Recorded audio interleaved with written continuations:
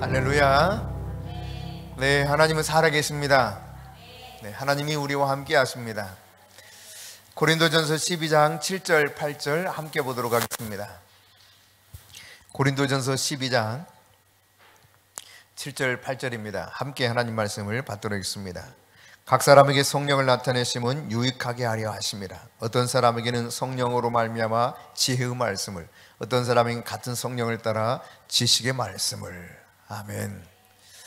네, 하나님께서 우리에게 오늘 본문에서 밝혀주고 있는 것처럼 우리 안에 성령을 보내주셨는데 그 성령이 나타나신다. 나타나신다. 성령께서 우리 안에 계시다가 계시해 주신다는 이야기입니다.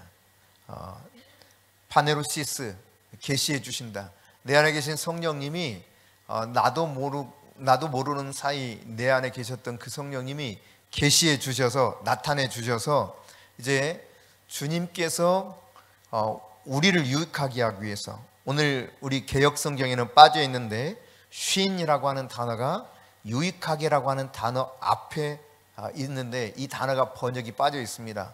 공동의 그런 뜻이에요. 공동의 유익을 위해서, 그러니까 교회의 유익을 위해서 성령이 나타나게 하신다는 거예요. 그리고 나타나게 하시는 그런 이유가 무엇이냐? 교회 공동체를 유익하게 하기 위해서 내 안에 계신 성령님께서 계시 주신다, 이런 말씀이고요. 그 가운데 이제 오늘 본문에 보면은 성령이 지혜의 말씀 그리고 같은 성령을 따라 지식의 말씀을 우리 가운데 나타내 주신다 그랬습니다. 오늘은 이 지식의 말씀과 지혜의 말씀에 대해서 함께 살펴볼 것입니다. 지난주 살펴봤던 영분별과 더불어서 이 세 가지는 계시의 은사 카테고리에 속해 있죠.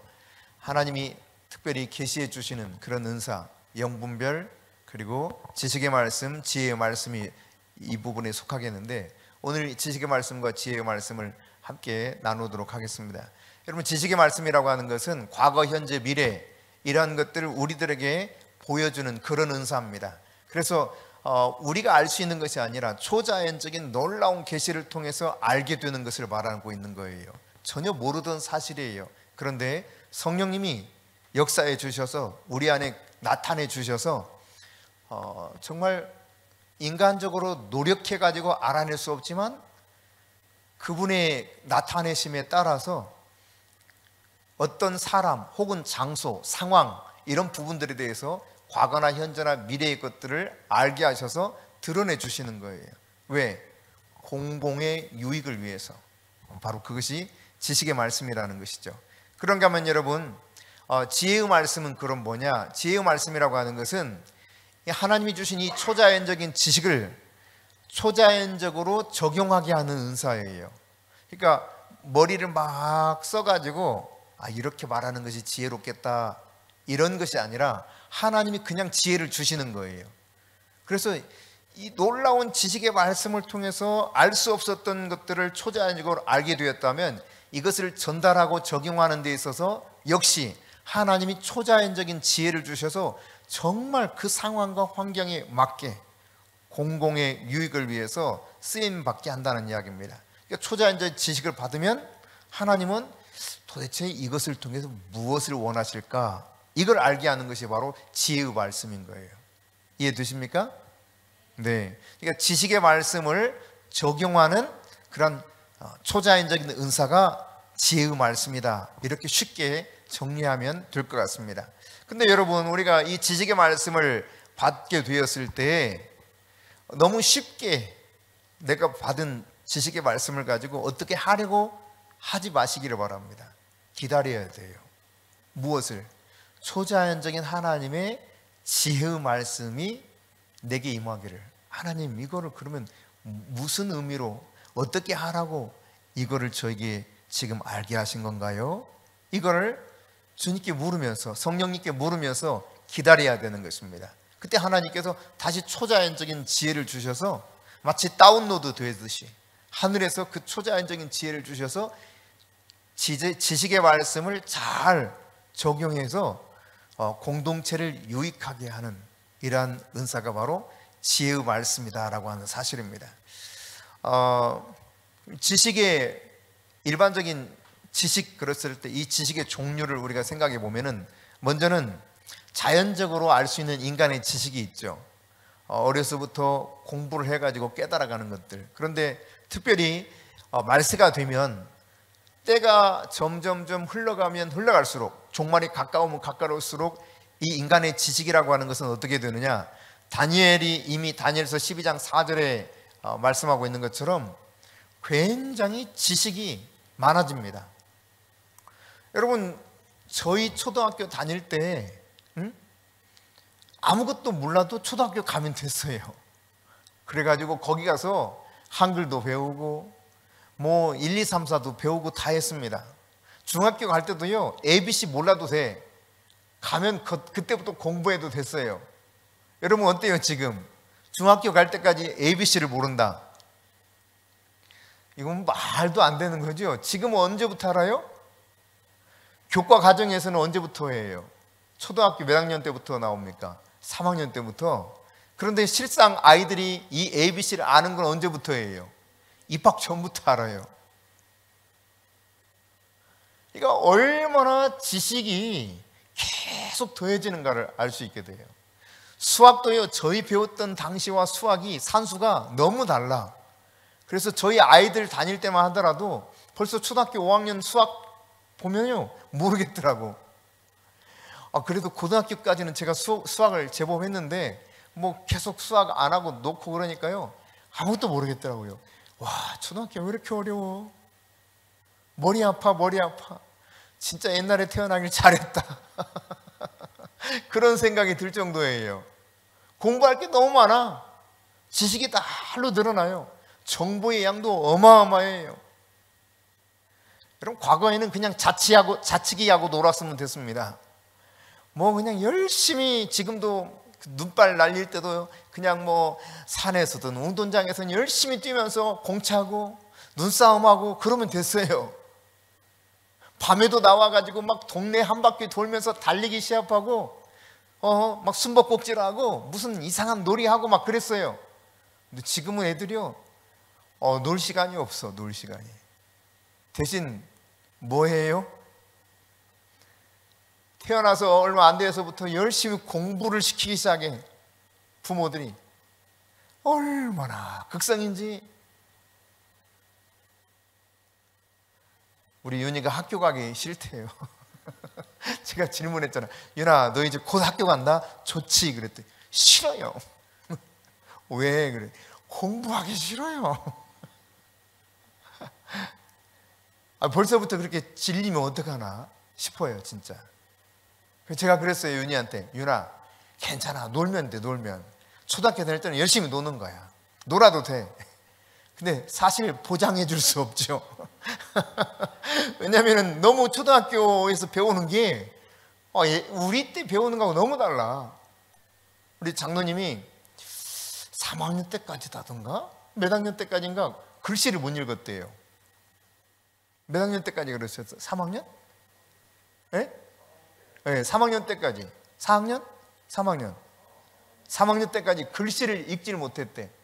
그래도요 연대를 들어가셨어. 그래도 연대를 들어가셨단 말이야. 초등학교 3학년 때까지 글씨도 못 읽었는데 연대를 들어가셨다니까.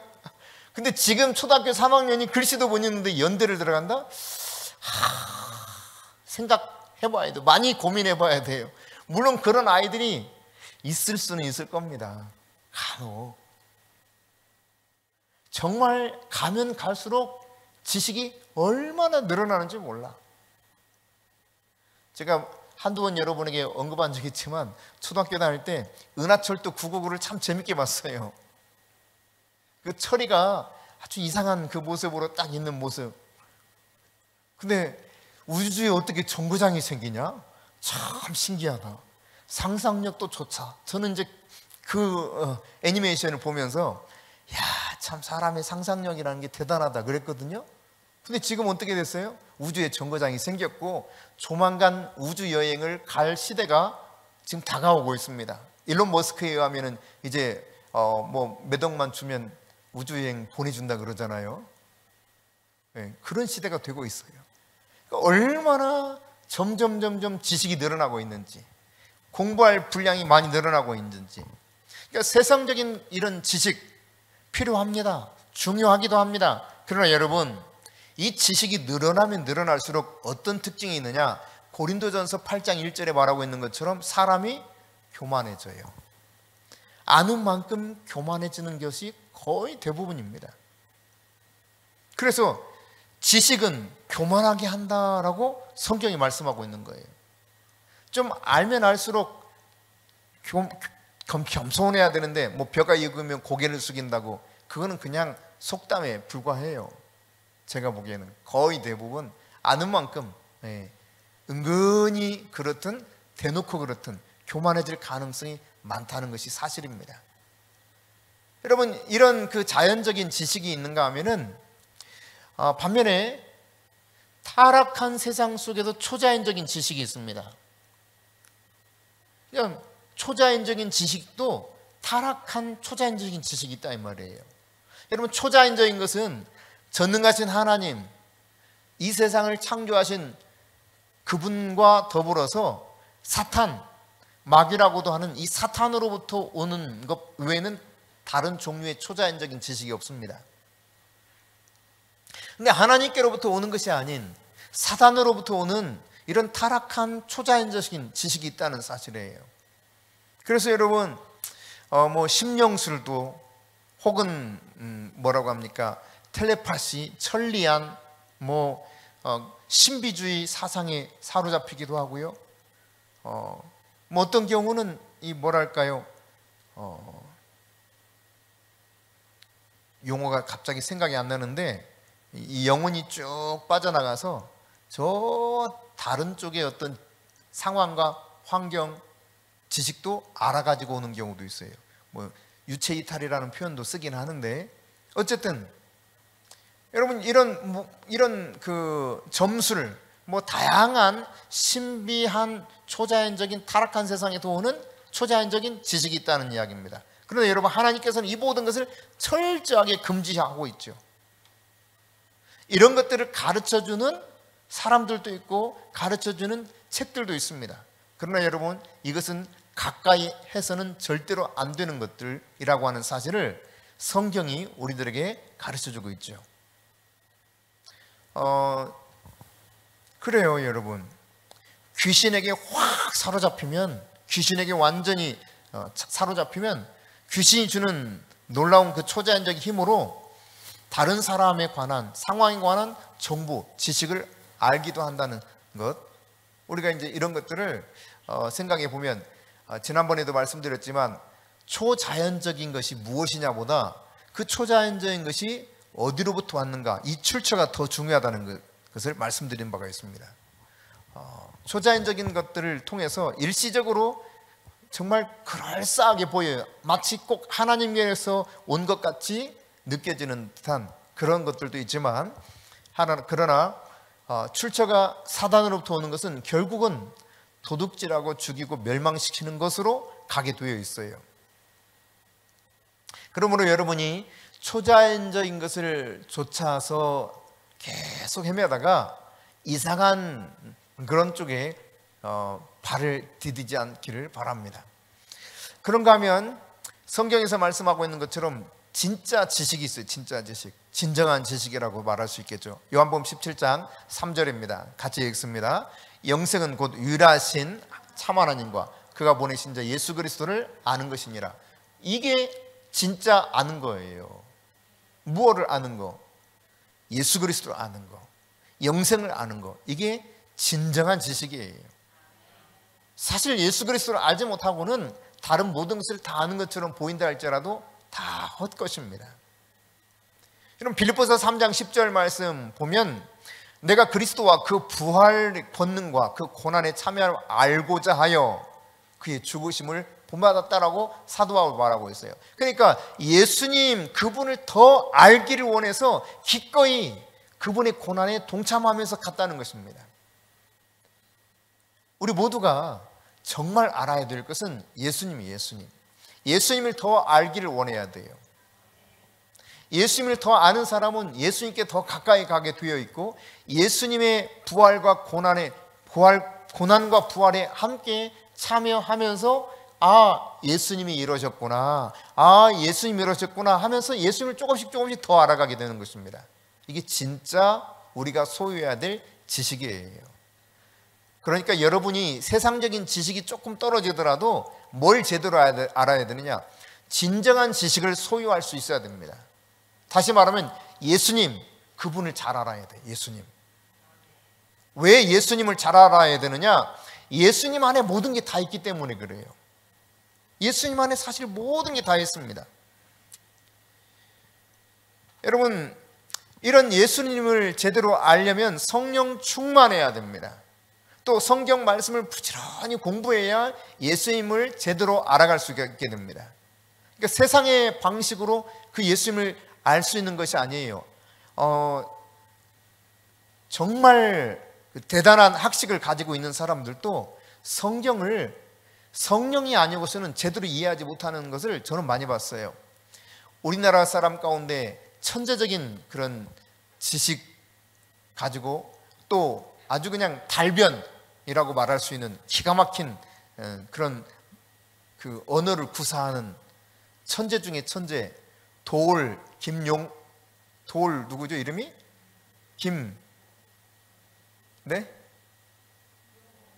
용옥인가요? 김용옥이, 그렇죠? 김용옥. 얼마나 아는 게 많은지 몰라. 그런데 성경도 많이 읽어가지고 내용은 잘 알아요. 그렇지만 그가 말하는 내용을 보면은 완전히 웃겨. 본질에서 얼마나 벗어난지를 몰라. 왜 그렇게 그럼 이상하게 그렇게 해석합니까?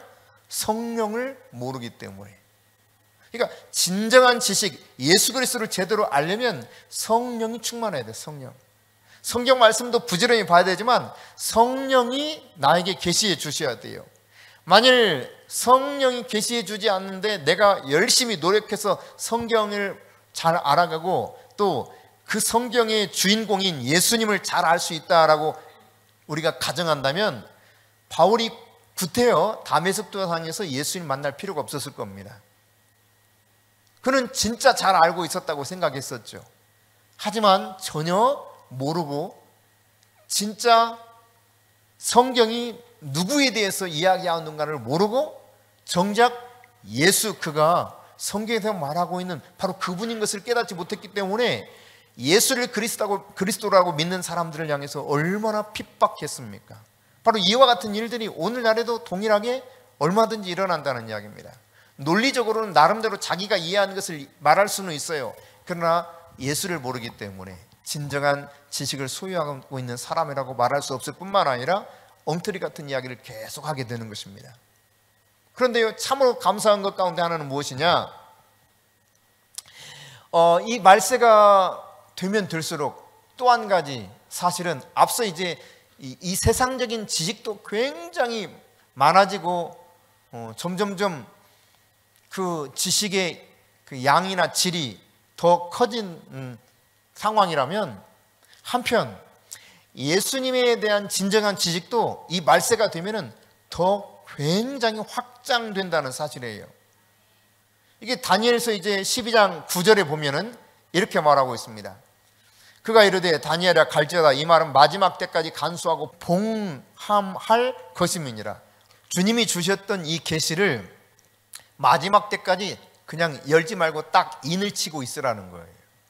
마지막 때 이것을 풀어주겠다는 거죠. 그런데요, 이 마지막 때 풀어지는 것들을 보면 기가 막혀요. 정말. 요한계시록 예전에는 감히 누가 함부로 이 요한계시록을 이야기하는 사람들도 별로 없었어요. 이단에서나 주로 이야기했어요. 이단에서나 이상하게 막 이렇게 저렇게 짜집게 해가지고 대표적인 그런 이단들, 뭐 예전에 다미선 교회 같은 경우 이장님 목사라고 하는 사람이 만든 다미선 교회, 혹은 뭐 근래 이제 신천지,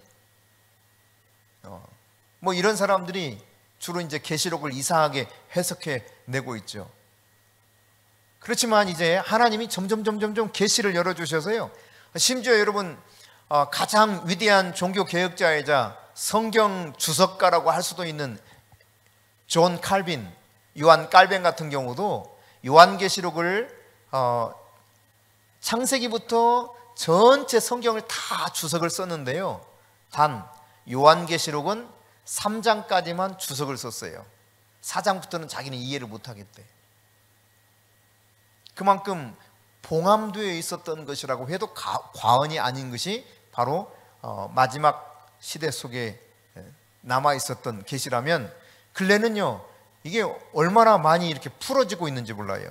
그래서 여러분, 이사야서 11장 9절에 보면 이렇게 말씀합니다. 같이 읽습니다. 내 거룩한 산 모든 곳에서 해됨도 없고 상함도 없을 것이니 이는 물이 바다를 덮음같이 여호와를 아는 지식이 세상에 충만할 것임이니라. 아멘. 물이 세상을 확 덮어버리는 것처럼 여호와를 아는 지식이 세상에 충만하게 되는 그때가 온다는 거예요. 이게 마지막 때라고 말하고 있습니다. 점점점 주님을 알아가는 사람이 많아져요. 정말 신기하더라고요. 와, 저 사람도 저렇게 깨닫고 있구나, 아, 저 사람도 저렇게 열려 있구나 하는 사람들을 상당히 많이 만나게 돼요. 그러니까 얼마나 놀랍도록 하나님께서 말씀하신 것처럼 지금 진정한 지식에 대해서도 계시를 계속해서 열어주고 있는가를 우리는 보게 되는 것입니다. 그런가 하면 여러분, 마지막으로 어떤 지식이 있느냐? 지식의 말씀의 은사로서의 지식이 있어요. 초자연적인 지식이죠. 하나님의 선물입니다. 그냥 하나님께서 임의대로 주시는 선물이에요. 이런 초자연적인 지식의 말씀은 주님과 친밀한 관계 속에서 오는 것입니다. 그래서 야고보서 1장 17절에 이렇게 기록하고 있죠. 같이 읽습니다. 온갖 좋은 은사와 온전한 선물이 다 위로부터 빛들의 아버지께로부터 내려오나니 그는 변함도 없으시고 회전하는 그림자도 없으시니라. 여러분, 가장 좋은 것들은 위로부터, 아버지로부터 온전한 것들이 내려오는 거예요. 그러니까 주님과 친밀하면 친밀할수록 이러한 초자연적인 지식의 말씀의 은사는 굉장히 풍성하게 우리에게 부어주시는 것입니다. 예수 그리스도 안에서 성령으로 우리에게 주시는 초자연적인 지식이에요. 천국에서 오는 것들입니다. 그런데 우리가 앞서 본문 살펴볼 때 봤던 것처럼 고린도전서 12장 7절에 이 은사들은 어떻게 사용해야 된다? 유익을 위해서 사용해야 된다 그랬어요. 우리에게 이 은사를 나타내신 이유는 그냥 자랑하려고 뻐기려고 아니에요. 철저하게 유익을 위해서, 공동체의 유익을 위해서 주신 것이 바로 이런 은사요, 그 중에 지혜의 말씀, 지식의 말씀 역시 바로 유익하게 하기 위함이기 때문에, 따라서 여러분, 이 은사를 절대 오용해서는 안 된다는 이야기예요. 한 번은 이런 경우가 있었어요. 다른 교회 권사님이셨는데 그 권사님 세 분이 이렇게 기도받으러 오셨어요. 뭐 이제 각각 이제 기도해 줬죠. 하나님 주신 것들을 제가 같이 나누고 안수도 해주고, 그리고 났더니 한 분이 안 가시는 거야. 안 가셔. 다 가도 안 가. 기다려요. 자기는 할 말이 있대요. 왜 안 가시냐고. 뭐 제가 기도해 드릴 거 다 기도해 드렸으니까 두 분도 가셨는데 가시라고 그랬더니 아니라는 거예요. 자기 딸에 대해서 꼭 한마디 해주셔야 되는데, 자기 딸에 대해서. 아니, 내가 뭐 마음대로 해줄 수 있는 게 아니고 하나님 주셔야 하는 거니까 제가 마음대로 할 수 있는 것도 아니라고 가시라고 그럴 때, 아닌데 기어이 해달라요. 그런데 하나님이 그 붙잡고 늘어지는 그 마음을 하나님이 아신 거예요. 받아들이신 거예요. 그래서 갑자기 하나님이 초자연적으로 그 딸에 관한 정보를 저에게 주셨어요. 과거의 정보, 그리고 현재의 모습을. 그래서 제가 그랬어요. 지금 어머니는 잘 모르시는데 이 딸이 굉장히 마음 아파하면서 너무 힘들어하는 문제가 있는데 아세요? 그랬더니 모르신대요. 이 딸이 중학교 2학년 때 문제가 있었습니다. 여기까지만 제가 말씀드릴 테니까 딸에게 가서 그대로 전하십시오. 이 문제가 해결돼야 이 딸이 자유롭게 인생을 살아갈 수 있을 것 같습니다. 근데 하나님이 주셨던 정보는 뭐냐? 바로 중학교 2학년 때 담임 선생님이 성폭행을 해버린 것입니다. 그러니까 이 어머니에게는 제가 말을 안 했죠. 예. 왜냐면 어머니 엄청난 충격 받을 거 아니에요. 지금 딸도 어머니에게 말을 안 했는데. 그러니까 이거를 내가 하나님으로부터 초자연적인 지식의 말씀을 받았지만 이거를 어떻게 사용해야 되는가? 주님께 다시 여쭤야 되는 거예요. 어디에서도 이 사람이 제대로 살아가질 못해. 왜 이 문제로 계속 고통스러워하면서 한편 뭐라고 할까요? 그러니까 이게 고통스러운 문제이자 또 한편은 영적으로 보면 또 자신 안에서 음란의 영이 막 괴롭히는 거예요. 이게 이 자매의 문제였거든요. 그러니까 하나님이 주신 것을 그럼 나는 하나님이 이것을 어떻게 접근해서 이 사람을 도와야 됩니까? 물어야 된다 이 말입니다. 그러니까 하나님은 우리에게 이와 같이 다양한 방식으로 지식의 말씀을 통해서 과거나 현재나 미래의 일들에 대해서 알게 하셔요. 그렇지만 임의대로 오용해서는 안 된다. 이 사실을 여러분 염두에 둬야 됩니다. 근데 어떻게 지식의 말씀이 오느냐? 이 지식의 말씀이요, 다양한 방편으로 옵니다. 갑자기 그냥 딱 떠오르기도 하시고, 환상을 통해서 보여주시기도 하시고, 꿈에서 보여주시기도 하십니다. 그런가 하면 말씀해 주시기도 하십니다. 때로는 천사를 통해서 그 지식의 말씀을 주기도 합니다. 너무너무 다양해요. 몸으로 지각하게 만들기도 하셔요. 몸으로 지각하게. 그러니까 독특한 그 몸에 하나님 주시는 사인들. 그러니까 하나하나가 성령님 이게 도대체 뭐예요? 물을 수 있어야 돼요. 묻고 또 물어야 돼요. 계속. 하나님 이게 뭡니까? 성령 이게 어떤 사인이에요? 그러니까 여러분이 사소한 것처럼 느껴지는 것에도 하나님이 말씀하고 있을 수 있다는 사실을 염두에 둬야 됩니다.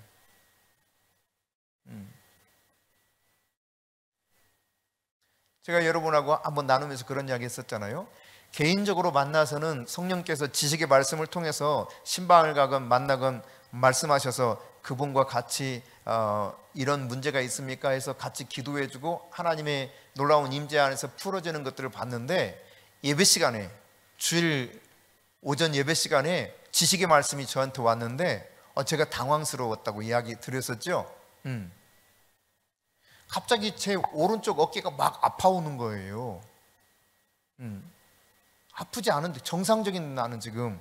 그래서 제가 하나님 이거 뭐예요?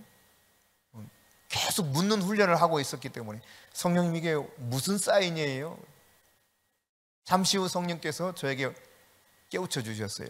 이곳에 지금 오른쪽 어깨가 아픈 사람이 있다. 그래요? 이걸 가지고 기도하게 하시는데 제가 오전에 못했다고 그랬잖아요. 뭐 자세한 이야기는 여기서 이제 건너뛰기로 하고 결국은 오후 시간에 했다고 말씀드렸는데, 하나님은 너무 다양한 방식으로 지식의 말씀을 주십니다. 하나님이 주시는 그 지식의 말씀이 성경 안에서 어떻게 나타나 있는가, 몇 가지 예를 들면, 첫째, 사무엘과 사울 사이에서 나타나는 모습을 보게 돼요. 사무엘상 9장에 나타난 이야기인데, 사울의 아버지가 나귀를 잃어버렸어. 그래서 나귀를 찾으러 보냅니다. 근데 이미 사무엘은 나귀를 찾으러 오는 사울에 대해서 알고 있어요. 지금 사울이 나귀를 찾으러 올 텐데 하나님은 초자연적인 지식을 통해서 알게 하셨을 뿐만 아니라 앞으로 사울에게 이렇게 해라까지 말씀하시죠. 그래서 사울에게 기름을 부으라는 거야. 무엇으로? 왕이 되도록 기름을 부으라는 거예요. 그런가 하면 여러분, 선지자 나단과 다윗의 이야기가 열왕기하 12장 1절 이하에 나옵니다. 거기 보면 그 앞부분은 다윗이 우리아의 아내, 햇사람 우리아의 아내를 데려다가 자기 아내로 삼아버리는 이런 아주 못된 행실이 나오죠. 게다가 우리아를 전쟁터에 그냥 일부러 죽게 만들어버리고 자기 아내를 삼는 이런 이야기가 나옵니다. 그런데요, 이거 알려지지 않은 사실이에요. 그런데 하나님께서는 선지자 나단에게 이 사실을 다 알려주신 거예요. 그래서 나단이 찾아가 가지고 왕에게 이 이야기를 하는데 어떤 식으로 표현하느냐, 이때 바로 지혜의 말씀이 작동됩니다. 바로 이렇게 말하지 않았어요. 아니 왕이시여, 왜 당신은 말이지 햇사람 우리아를 죽이고 그 아내를 빼앗아갔습니까? 이렇게 처음부터 말한 게 아니에요. 먼저 어떻게 했습니까? 암양 한 마리 있는 집이 있는데 많은 양을 치는 사람이 손님이 왔다고 그 자기 많은 양 가지고 대접하지 않고 그 암양 한 마리 있는 거 빼앗아다가 잔치를 벌였다면 어떡하겠습니까? 그랬더니 아니 그런 고약한 놈이 어디 있는가, 당장 그 놈은 죽어도 마땅하다 이랬단 말이죠. 다윗은 그냥 이 분노에 차가지고 아니 세상에 어떻게 그럴 수가 있냐고, 그 놈을 당장 죽여야 되지 않겠냐. 그랬더니 손자 나단이 뭐라고 말합니까? 당신이 바로 그 사람입니다 하면서 우리아 이야기를 꺼내고 바세바 이야기를 꺼내잖아요. 그러니까 이게 지혜거든요, 지혜. 그러니까 지식의 말씀이 왔을 때 하나님이 지혜의 말씀을 주셔서, 초자연적으로 지혜의 말씀을 주셔서 다윗의 마음 안에서 이 사실에 대해서 그냥 그대로 인정하고 받아들여서 회개하도록 만들어가는 과정을 보여주고 있죠. 엘리사와 게하시 같은 경우도 여러분 보세요. 엘리사의 종 게하시가 아람 사람 나아만 장군이 문득병 고침받고 가는데 바리바리 싸워가지고 막 주는데도 엘리사가 하나도 안 받아. 그런 거 다 필요 없다고 가져가라고. 막 게하시가 못내 이게 아쉬웠던 모양이에요. 선지자하고 함께 사는 게 좀 불편할 때가 많거든요. 그러니까 게하시가 저 멀리 간 그 나아만 장군을 부지런히 쫓아가가지고 우리 주인이 심부름 시켰다는 거예요. 뭔데 그러니까 우리 주인이 아까 그렇게 말씀하셨는데 실은 좀 민망해서 그랬나 봐요. 여긴 내가 덧붙인 거야. 실은 좀 민망해서 그랬나 봐요. 그거 좀 받아오라고 그러시더라고요. 하고는 덥석 나아만한테 받아옵니다. 그걸 숨겨두죠. 그럼 어떻게 되었습니까? 이미 성령께서 가만히 있는 엘리사에게 다 가르쳐 주시죠. 이 지식의 말씀과 지혜의 말씀이 어우러져서 이 행하는 모습들을 아주 성경에서 자세하게 다 매우 많은 것들이 나타납니다. 엘리사 얘기 하나만 더 하면 열왕기하 7장에 보면 그 앞장에는요 어떤 이야기가 나오냐면, 이제 아람의 베나닷 왕이 사마리아 성을 쳐들어왔어. 완전히 포위했어요. 그럼 꼼짝 못하게 된 거예요. 그러니까 이 성 안에 사람들이 밖에 나갈 수도 없으니까 먹을 게 점점 떨어져. 얼마나 문제가 심각했냐면 비둘기똥 조금의 그냥 인플레이션 현상이 엄청나게 일어나가지고 이 비둘기똥 하나도 제대로 사 먹을 수 없을 만큼 돼버려요. 기가 막힌 상황이 된 거죠. 네 자식 내 자식 할 것 없이 막 자식을 삶아서 먹어야 되는 이런 상황까지 된 거예요. 근데 그 당시 그런 지경인데도 불구하고 하나님께서는 엘리사에게 바로 다음 날 그냥 가격이 갑자기 푹 떨어져서 정상적인 수준으로 돌아가 버릴 것에 대해서 알려주십니다. 자, 성경 한번 읽어봅시다. 같이 읽습니다. 엘리사가 이르되 여호와의 말씀을 들을지어다. 여호와께서 이르시되 내일 이맘때 사마리아 성문에서 고운 밀가루 한 스아를 한 세겔로 매매하고 보리 두 스아를 한 세겔로 매매하리라 하셨느니라. 그때 왕이 그의 손에 의지하는 자 곧 한 장관이 하나님의 사람에게 대답하여 이르되 여호와께서 하늘에 창을 내신 늘 어찌 이런 일이 있으리요 하더라. 엘리사가 이르되 내가 내 눈으로 보리라. 그러나 그것을 먹지는 못하리라 하니라. 아멘. 여러분, 다음날 일어날 일에 대해서 초자연적인 지식을 하늘로부터 다운받아서 이미 다 알고 있는 거예요. 그래서 이야기하는데 장관 중에 하나가 무슨 소리를 그렇게 하냐고, 하나님이 그냥 창을 내도 그런 일은 안 생긴다. 근데 너 보긴 볼 텐데 너는 먹지 못하고 죽어 그래요. 여러분 어떻게 되었습니까? 그 이후에 3절 이하에 보면 문둥병자들이 가가지고 아람 진영에 가가지고 어차피 여기서도 죽고 저기도 죽으니까 혹시 아람 진영에 가면 먹을 게 있는지 우리 그냥 어떻게 할 수 있는지 모르니까 한번 가보자 했는데 문둥병자가 걸어가는 네 사람이 걸어가는 소리를 듣고 아람 진영에서는요 어마어마한 군대가 막 진군하는 소리로 들린 거야. 다 도망가 버렸어. 다 도망가 버렸어. 그냥 그대로 다 놓고 먹을 거니 뭐 그냥 금붙이니 뭐니 다 놓고 그냥 그대로 도망가 버린 거예요. 실컷 먹고 이제 우리 어차피 죽으니까 거기 가서 그냥 먹다 죽든 맞아 죽든 가자 하고 갔는데 그 상황이 벌어진 겁니다. 그러다가 어떻게 되었습니까? 야, 우리만 이렇게 이 좋은 일을 누리면 우리 나쁜 인간이다. 이 좋은 소식을 빨리 전하자 해가지고 와서 사마리아 성에 전하지 않습니까? 그러니까 사람들이 난리가 나서 우르르 몰려가는데 너무 한꺼번에 막 몰려가다가 정신없이 가다가 누구를 밟느냐? 바로 그 장관. 에이, 설마 그런 일이 일어나겠어? 하나님도 그런 일 못해 했던 그 장관이 어쩌다 밟히기 시작하는데 뒤에 오는 사람들이 그냥 막 계속 밟고 지나가서 밟혀 죽어버렸어요. 여러분 사마리아 여인과 예수님 만났을 때도 예수님은 이미 초자연적인 지식의 말씀을 통해서 그 여인의 상황을 다 알고 있었죠.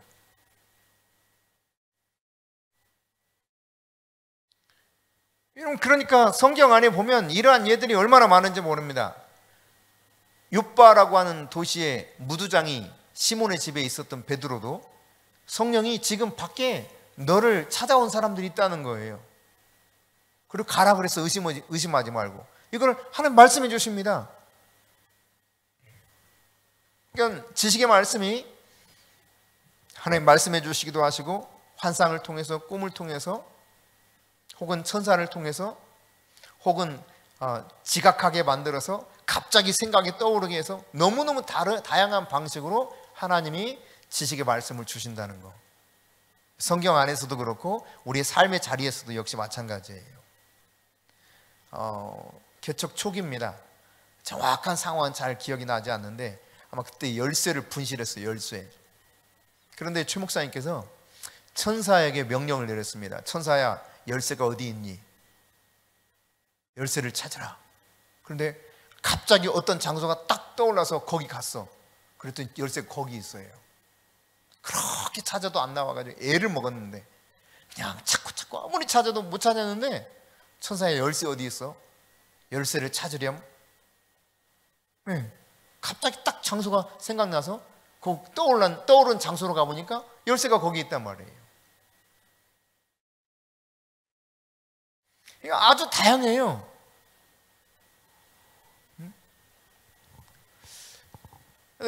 정작 본인이 모르는 것도 지식의 말씀을 통해서 물론 없었던 일이 아닌데 경험했던 일조차도 너무 큰 상처가 되면 사람은 그것을 기억을 못할 수도 있습니다. 그러나 성령님은 아시거든요. 광주에서 오신 어떤 집사님이셨는데 그분이 이제 기도받으러 저한테 오셨어요.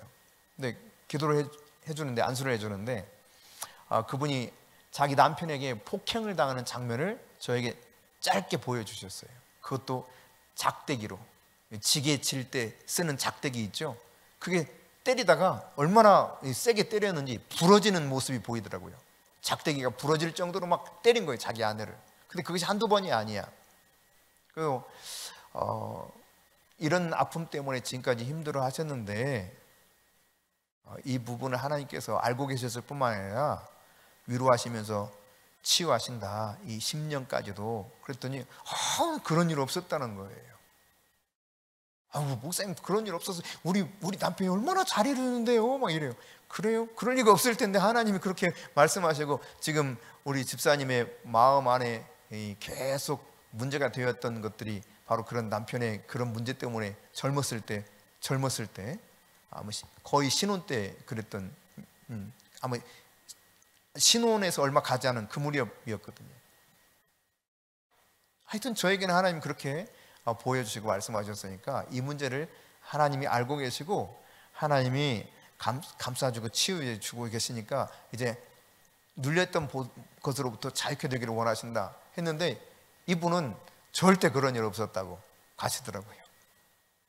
그런데 한 몇 시간 뒤에 다시 찾아왔어요. 그러더니 이제 책임지셔야 되는데 목사님이 뭘요? 그랬더니 이제 진짜 남편이 내가 왜 그렇게 그동안 막 마음이 그냥 우울하고 힘들고 그랬는지 몰랐는데 남편이 그렇게 했다는 걸 이제야 깨달았다는 거예요. 그때는 기억이 안 났는데 이제 기억이 났대.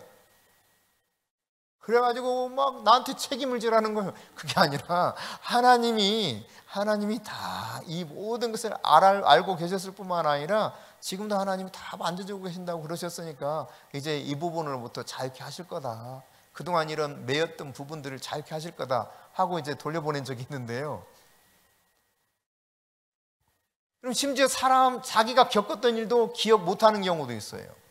그러나 성령님은 아시거든요. 성령님은 아셔요.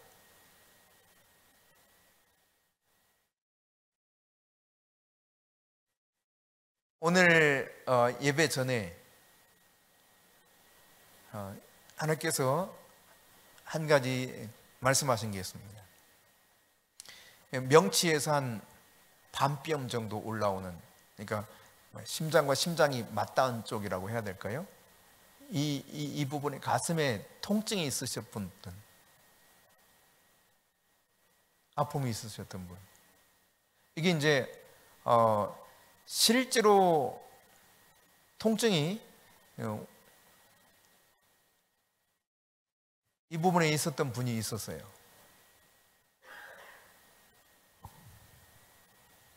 명치 약간 위에 가슴에 통증이 있었던 분 있습니다. 틀림없이.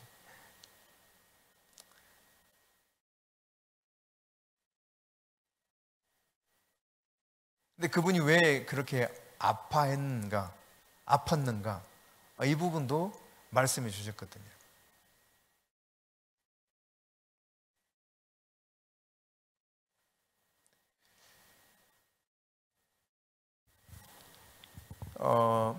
이런 지식의 말씀을 나눌 때 저 없는 것처럼 하다가 나중에 예배 끝나면 제가 그랬어요 하고 오시는 분들이 종종 있었습니다.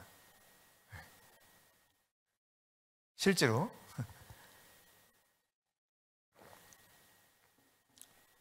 하나님 주신 거라면 정확하거든요. 그 통증의 강도가 사람에 따라서 느끼는 것이 다를 수 있는데 이 통증의 강도가 육체적으로는 좀 적을 수 있어요. 근데 이 마음 안에서는 굉장히 통증이 많았던 그런 분입니다. 네, 나중에 조용히 찾아오셔도 됩니다. 어쨌든 하나님은 아주 다양하게 지식의 말씀을 주셔요. 예를 들어서 우리가 교회를 여기 건축 문제를 놓고 기도할 때도 하나님이 환상을 통해서 뭐 다양한 방식으로 그런 지식의 말씀을 주셨지만 우리 서문전사님에게는 환상을 통해서 그 당시 지식의 말씀을 하나 주셨어요. 제가 내용은 자세히 기억나지 않아요. 다만 어떤 거였냐면 굉장히 문제가 많이 있다. 그래서 너무 걸림돌들이 많다. 하여튼 그 내용의 핵심은 그거였어요. 굉장히 많은 어려움이 있다. 네, 기억나요? 네. 근데 여러분 이런 그 지식의 말씀이 왔을 때도 그렇고 예언의 은사가 우리에게 올 때도 그렇고 사실은 중요한 것은 무엇이냐? 이것을 하나님이 그러면 어떻게 하기를 원하신다는 건가? 이것을 어떻게 적용해야 되는 건가? 이게 굉장히 중요한 거예요. 바울이 예루살렘에 올라가면 결박을 당해서 어려움, 환란이 있다는 사실을 선지자를 통해서 알게 되었고 이것을 얼마나 만류했습니까? 사람들이. 그럼 바울은 어떻게 이것을 받아들였습니까? 나는 죽을 것도 각오했기 때문에 전혀 그것이 문제도 있지 않는다. 나의 부르심, 그것은 내가 달려갈 길은 주 예수께 받은 사명은 복음을 전하는 거다. 그러면서 이 예언의 말씀이 잘못됐다가 아니라 그 말씀을 받아들일 때 사람들은 안 된다고 막았지만 바울은 도리어 가야 된다고 이것을 받아들여서 적용하는 모습을 보게 돼요. 그러니까 예언이든 지식의 말씀이든 이런 것들을 어떻게 내가 적용하느냐가 굉장히 중요한 것입니다. 제가 서문 전사님이 그 이야기를 나눌 때 다 기도했던 사람들이 이거저거 쭉 이야기를 했는데요. 그 서문 전사님 할 때 굉장히 좀 난감한 표정으로 이야기를 하는 거예요. 자기에게 보여준 환상을 봐서는 굉장히 어렵다 이거예요.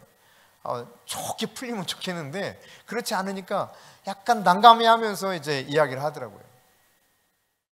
근데 그 순간 하나님이 저에게 말씀해 주셨어요. 그런 어려움이 있지만 하나님이 이 일 속에 함께 하신다. 그런 마음을 순간 주시더라고요. 순간적으로. 그래서 맞다, 그 일이 일어날 수 있다. 그러나 하나님이 하게 하시는 일을 하면 아무리 그래도 이 일을 막지 못한다. 그렇게 이제 했던 기억이 떠오릅니다. 여러분, 우리에게 하나님이 지식의 말씀을 주실 때 이 지식의 말씀은 지혜의 말씀과 함께 연동되어서 사용되는 경우가 거의 대부분입니다. 그러니까 지식의 말씀 하나로 이것이 쓰임받는 것이 아니라 지혜의 말씀을 통해서 이 주어진 지식의 말씀을 어떻게 적용해야 되는지, 주님의 마음이 뭔지 이거를 깨달아야 돼요. 주님의 방식, 주님은 어떻게 하기를 원하는가. 그런 다음 이 지혜의 말씀, 지식의 말씀이 그렇게 지혜의 말씀으로 적용되면서 이것을 사용하느냐 못하느냐는 믿음의 은사가 또 여기에 따라가요. 믿음이 없이는 이거를 절대로 할 수가 없어요. 단 한 가지 어떤 은사로 작동되는 것이 아니라, 그러니까 우리 안에 그 은사가 다 각 사람에게 모든 은사가 다 활성화될 수는 없죠. 그렇지만 지체를 이루어서 하나님 은사를 주셨잖아요. 그러니까 은사를 잘 종합해가는 그런 조율하는 뭐라고 할까, 리더십이 좀 필요한 거예요. 그러니까 바르게 이것을 종합해가서 하나님이 이것을 말씀하시는 거야, 이걸 깨달을 수 있어야 돼요. 그러니까 지식의 말씀을 주시면 지혜의 말씀을 통해서 이것을 어떻게 적용할 것인지, 그러면 이것을 믿음으로 하느냐 안 하느냐, 이것이 굉장히 또 큰 차이를 나타내거든요. 그런데요, 이 지식의 말씀들이 어떤 지식의 말씀이 주어졌을 때 이것을 가지고 예언으로 적용을 할 수도 있겠고, 혹은 이 지식의 말씀을 통해서 치유를 행하기도 합니다. 내적 치유를 하기도 하고, 그런가 하면 이 지식의 말씀이 궁극적으로 적용되어서 능력을 행하는 일들로 나타나기도 해요.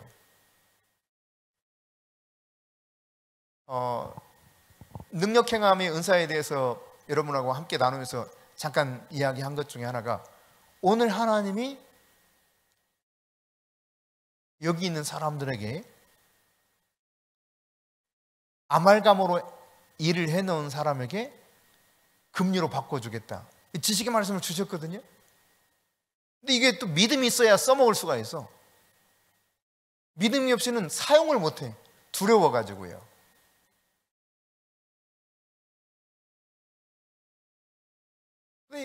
이것이 지식의 말씀으로 주어졌고 믿음을 통해서 선포하고 기도할 때 하나님 그 일을 실제로 이루셨거든요. 정말 능력이 임하여서 그분의 놀라운 방식으로 지난번 말씀드렸던 것처럼 한 사람은 8개가 금리로 바뀌어버리고, 한 사람은 3개 반, 나머지 사람은 제가 기억을 못하겠어요. 그 두 사람이 워낙 좀 독특하게 바뀐 케이스여서 다른 사람 기억 못하겠고, 4사람이 그날 금리로 바뀌었거든요.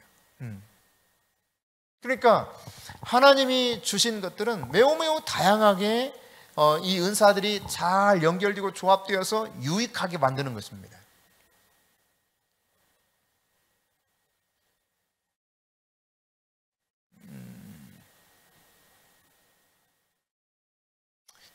치유를 행하실 때도 이 지식의 말씀을 통해서 하나님이 하실 때가 참 많아요. 지식의 말씀을 통해서 하나님이 가르쳐 주시거든요.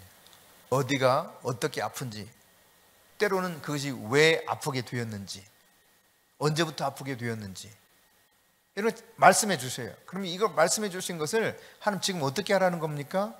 그러면 이것을 어떻게 해야 치료받는다는 겁니까? 했을 때 어떤 경우에 있어서는 그냥 그 자리에서 선포하면서, 믿음으로 선포하면서 하나님이 일하시기도 하고, 때로는 문제가 해결되기를 원하는 경우도 있어요. 그러니까 아주 다양해요. 그때그때마다 계속 물어야 돼요, 성령님께.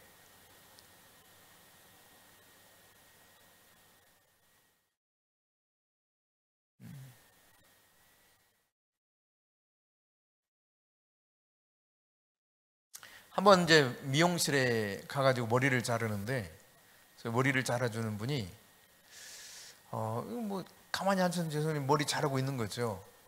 근데 막 제 간이 아파와, 간이 갑자기 간이 아파와, 간 부위가. 왜 그래요, 성령님? 기다렸어요. 이분이 지금 아프다는 거예요? 지금 저 머리 잘라주는 분이 간이 아픈 겁니까? 그랬더니 성령님께서 이 사람이 아니라 이 아버지가 간경화로 죽었다는 거예요. 왜 그러면 이것을 저한테 가르쳐 주시죠? 이 사람이 자기도 간이 아파서 죽을까봐 두려움이 쌓여 있는 거예요. 제가 이제 머리를 다 자르고 잠시 이야기를 했어요. 내가 나의 신분을 밝히고, 그리고 하나님께서 이렇게 말씀해 주셨는데 당신의 아버지가 간 때문에 돌아가셨는데, 깜짝 놀라지. 왜 그러세요? 막 이래요. 왜 그러세요? 왜 그렇게? 안 그렇대, 안 그렇대. 막 그러면서 도망을 쳐요. 한쪽 다른 공간으로. 괜찮다고 이리 오시라고.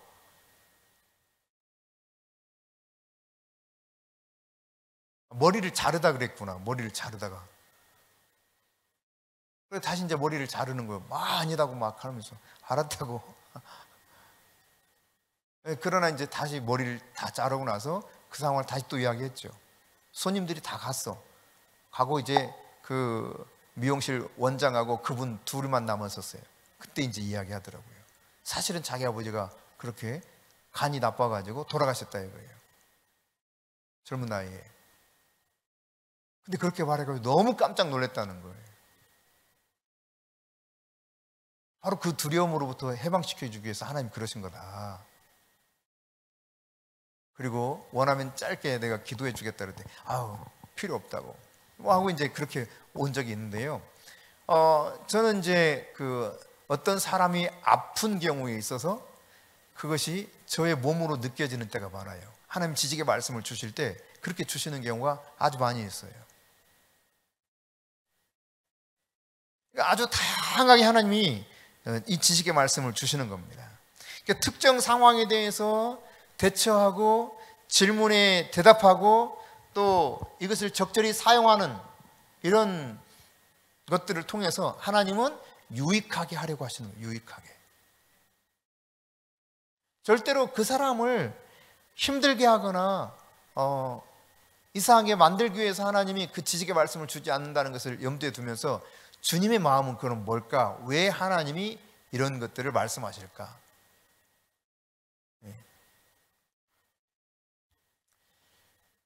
그럼 지혜의 말씀, 아까 말씀드렸던 것처럼 초자연적인 지식을 받아서 이것을 초자연적인 지혜로 적용하는 것이 지혜의 말씀이다 그러는데, 성경의 예를 보면 이렇습니다. 요셉이 바로 왕의 꿈을 해석하는 거 보십시오. 놀랍죠? 그 지혜가. 그런가 하면 다니엘의 지혜는 말할 것도 없습니다. 다니엘서 2장 20절부터 22절을 함께 읽겠습니다. 같이 읽습니다. 다니엘이 말하 이르되 영원부터 영원까지 하나님의 이름을 찬송할 것은 지혜와 능력이 그에게 있음이로다. 그는 때와 계절을 바꾸시며 왕들을 폐하시고 왕들을 세우시며 지혜자에게 지혜를 주시고 총명한 자에게 지식을 주시는도다. 그는 깊고 은밀한 일을 나타내시고 어두운 데 있는 것을 아시며 또 빛이 그와 함께 있도다. 할렐루야. 그러니까 사실 어떤 꿈을 꾸었는지 알게 하고 그 꿈을 해석하라고 했을 때 말했던 내용 중에 하나거든요.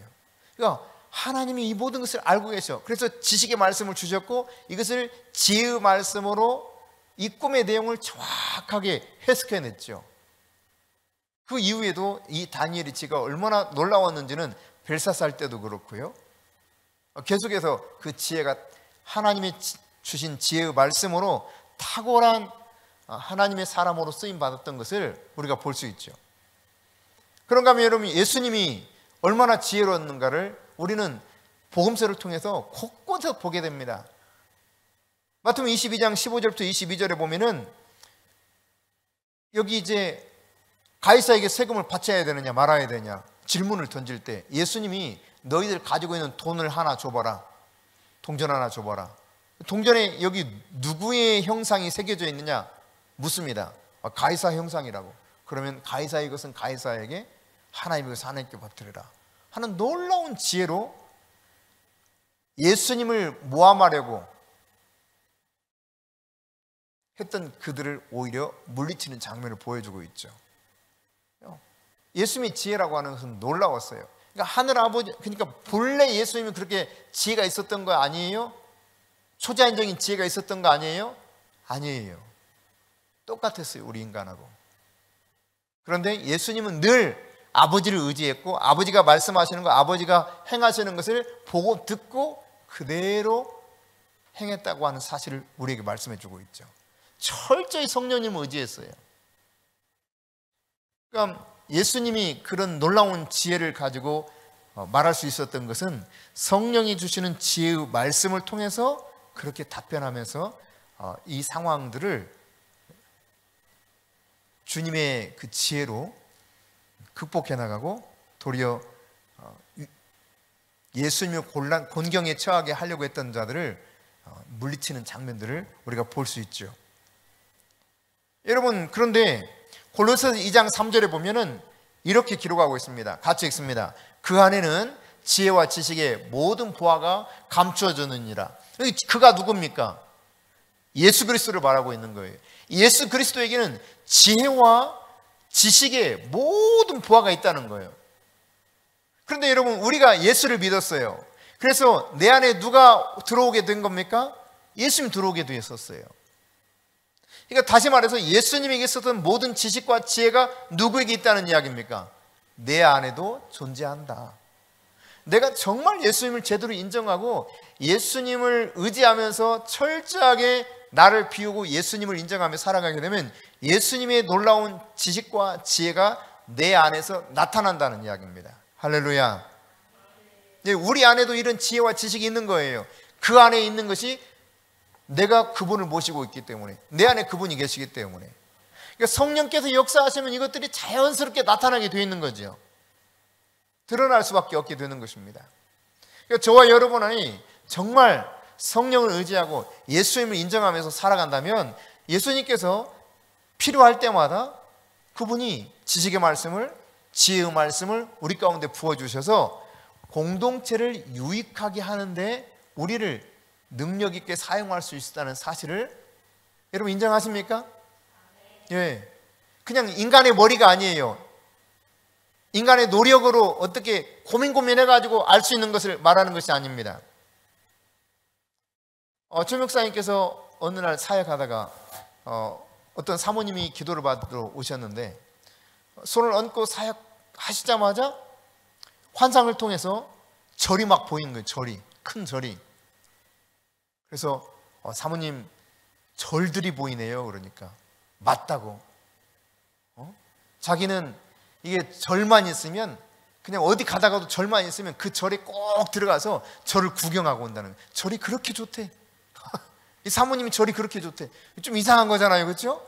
이게 영적인 거거든. 이게 교회가 좋아야 되는데 절이 그렇게 좋아. 그러니까 하나님이 지금 지식의 말씀을 통해서 환상이라고 하는 도구를 통해 지식의 말씀을 주신 겁니다. 왜? 깨닫고 돌이키도록. 그것은 주님이 원하는 삶이 아니라는 것을 가르쳐 주는 거예요. 그러니까 하나님은 너무너무 다양한 방식으로 우리에게 계속해서 지식의 말씀을 주신다는 거. 예. 그렇습니다, 여러분. 여러분을 통해서 하나님이 지식의 말씀을 다양한 방편을 통해서 줄 때 이것을 하나님이 지혜를 구하면서 기다리시고 어떻게 사용을 원하시는가. 근데 지식의 말씀을 주셔서도 이것을 사용하지 않으면 유익하지 못한 거죠.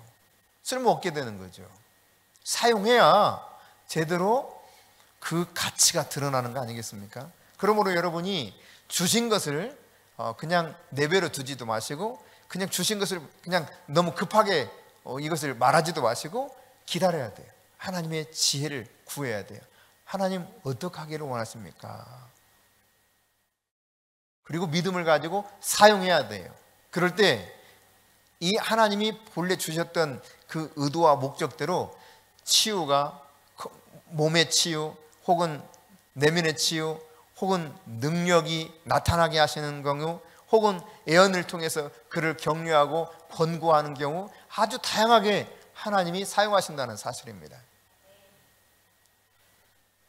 그러니까 특정 하나의 은사가 그냥 그 은사로 머무르지 않고 하나님이 주셨던 9가지 은사가 마치 버무러져서 가장 효율적으로 쓸 수 맛있게 비빔밥이 되듯이 다양한 은사들이 어우러져 가지고 가장 효과적으로 쓰일 수 있도록 우리 안에서 일하기도 하시고 공동체를 통해서 일하기도 하셔요. 그러니까 기도하는 그룹이 있다고 하면 하나님의 음성을 듣고 하나님의 그 말씀을 구할 때 하나님이 각각의 다른 방식으로 주셨을 때 하나님은 그것을 조합해 내서 잘 지혜롭게 이것을 판단해 가면 하나님이 이거를 이렇게 하도록 말씀하시는구나 이렇게 깨달을 수 있게 되는 거죠. 오늘 우리에게 이 지식의 말씀과 지혜의 말씀이 더욱 활성화될 수 있기를 바랍니다. 그래서 믿음으로 잘 활용하셔서 하나님이 주시는 놀라운 은사가 여러분을 통해서 더 확실하게 증거됨으로 하나님의 영광을 받으시고 공동체에는 아주 유익한 일들이 많아질 수 있기를 바랍니다. 서로에게 이런 일들이 풍성해지도록 여러분이 구할 수 있기를 바랍니다. 어떤 사람들이 이제 누군가를 데려와서 모르는 사람을 데려와서 자기 아는 친구랄지 데려와서 기도를 좀 해달라고 하는 경우들이 있었는데 일부러 정보를 안 줘요. 아무것도 안 가르쳐줘. 그런데 성령님이 그 사람에 대해서 가르쳐 주시거든요. 영분별을 통해서 이 사람의 영적인 상태, 영분별 은사를 통해서 혹은 지식의 말씀을 통해서 이 사람의 과거, 현재, 미래 그리고 어떻게 유용하게 주님의 그 뜻대로 되기를 원하는가 이런 하나하나 것들을 하나님이 말씀해 주신다는 사실을 여러분이 그대로 인정하시고 성령님을 인정해 보세요. 그러면 성령님이 내가 제 안에서 그동안 일하지 못했던 것들이요 하나하나 점점점 확장돼서 나를 통해서 그분이 일하시기 시작할 겁니다. 나는 안 될 거예요. 아마 그렇게 생각하시는 분들이 있을 수 있어요. 저도 그렇게 생각했었으니까. 저는 이런 일을 하리라고는 전혀 예상을 못했어요. 최 목사님이 목회를 하려면 초자연적인 하나님의 능력으로 해야 될 거 아니냐 했을 때 저는 그랬어요. 그런 사람 그렇게 하는 거고 나는 그냥 말씀 선포하고 가르치고 제자 삼고 그럴게. 여보 나한테 그런 거 강요하지 마. 제가 이랬어요. 한 20몇 년 전에. 물론 그런 경험이 있었습니다. 정말 초자연적인 일들이 있구나. 그러나 나와 상관없는 것으로 생각했죠. 저를 통해서도 그런 치유가 놀랍게 일어났지만 계속 그런 일들이 일어나려고는 전혀 생각을 못했어요. 그래서 여전히 저는 그렇게 이야기했죠. 그거는 특별한 사람들, 은사가 있는 사람들이 하는 거고 나는 아니라고. 그러나 그렇지 않습니다. 주님께서는 믿는 자에게 이런 표적이 따른다 말씀하셨고 믿는 자에게 성령이 나타내 주신다 그랬습니다. 각 사람이라 그랬죠. 각 사람에게 성령이 나타내 주심으로 말미암아 지혜의 말씀을, 지식의 말씀을, 영분별을, 믿음을, 능력행함을, 병고침을, 방언과 방언 통역함과 예언함을 주시나니 하셨거든요. 그러니까 여러분이 하나님의 말씀을 그대로 받아들이고 성령이 내 안에서 마음껏 운행하시고 역사하시도록 그분을 계속 인정할 수 있기를 바랍니다. 하나님이 일하십니다. 할렐루야. 하나님이 일하십니다. 갑자기 떠오르네요. 한 3, 4주 전인가 이 체크무늬 사람, 그 사람이 이 등뼈가 살짝 이렇게 휘었는데 아주 미미해가지고 사실 잘 발견을 못한다. 근데 이것으로 인해서 지금 허리에 통증이 많다. 그런데 정확히 다들 누군지 몰랐었죠. 혹시 난가 서로 뭐 이러기도 했었는데 제가 그래서 이상하다 그러면서 갑자기 하나님이 저한테 그런 마음을 주셨어요. 야, 속옷인지 몰라 그러시더라고요. 속옷 이런 단어를 하나 주셨어요. 그래서 제가 속옷을 이야기했습니다. 혹시 속옷에 이 체크무늬 있는 분이 그런 분일 수 있다. 속옷이라는 단어를 갑자기 주셔서, 그런데 며칠 뒤에 나타났어요. 자기가 진짜 속옷이 그 체크무늬였고 자기가 그렇게 아팠다는 거예요. 너무 고민돼서 지금 병원에 가려고 사진 찍어보려고 한다고, 기도해달라고. 지금 괜찮아요? 예? 네.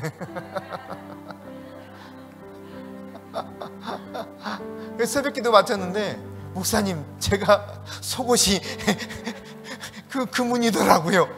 저였나봐요. 그때는 몰랐어요. 그래요.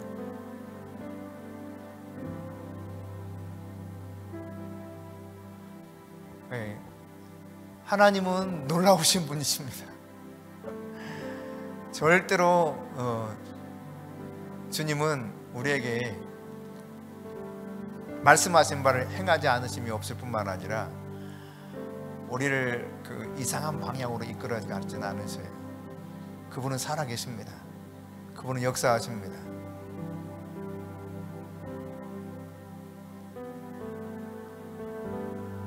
교회 분위기가 진짜 험악함에도 불구하고 지식의 말씀을 주셔서 하나님께서 여기 지금 한쪽 귀가 안 들린다는 사람이 있다고 말씀하신다 했더니 한 20명 가운데 4명이 손들었다니까요. 4명이. 근데 그 당시 담임 목사님을 못 쫓아내가지고 막 난리였던 교회였어요. 너무 교회 분위기가 험악해가지고 200여 명 이상 모이던 교회가 20명 정도 남아있는 거예요. 교회가 산산조각 나버렸어요. 아주 그냥 교회 앞마당도 얼마나 넓은지 몰라. 교회도 잘 지어놨어. 근데 다 난리 나고 다 떠나가고 20명 정도 남았는데 지금도 목사님 나가기를 간절히 바라는 그런 상황.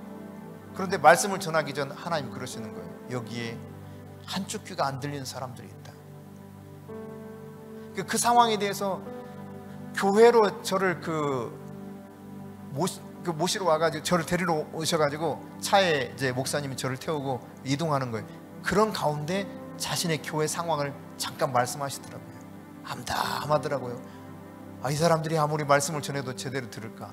그런데 그 지식의 말씀을 주시면서 하나님께서 역사하셨어요. 한쪽 귀 안 들린 그 4사람이 그 자리에서 다 들리게 됐습니다.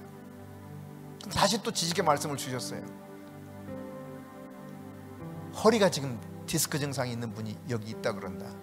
그 자리에서 그 사람이 치유받았습니다. 그리고 말씀을 전하기 시작했습니다. 그러니까 하나님의 말씀을 듣는 태도가 여러분 달라지겠어요? 아니면 우리 목사님 어디서 이상한 사람 하나 데려와서 저럴까? 이런 태도로 여러분 듣겠어요? 하나님을 두려워하는 마음으로 듣기 시작하는 거죠. 이 지식의 말씀이라고 하는 것은 이처럼 공동체를 유익하게 하는 거예요. 그 사람의 상황, 그 어떤 공동체 상황들을 바꾸시는 놀라운 일들을 행하시는 선물 중에 아주 좋은 선물이죠. 여러분이 사모하시기 바랍니다. 하나님은 사모하는 자에게 부어주십니다.